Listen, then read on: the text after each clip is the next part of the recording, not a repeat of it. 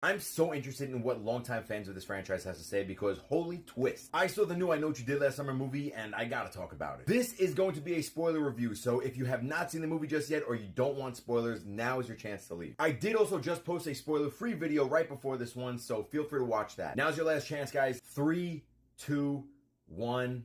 Okay. As you know, this movie follows the story of a brand new cast of characters, but it also has the return of legacy characters. We have both Ray and Julie, played by Freddie Prinze Jr. and Jennifer Love Hewitt. The new group causes an accident that accidentally kills somebody, and they try to cover it up and bury it, but of course, someone knows what they did last summer.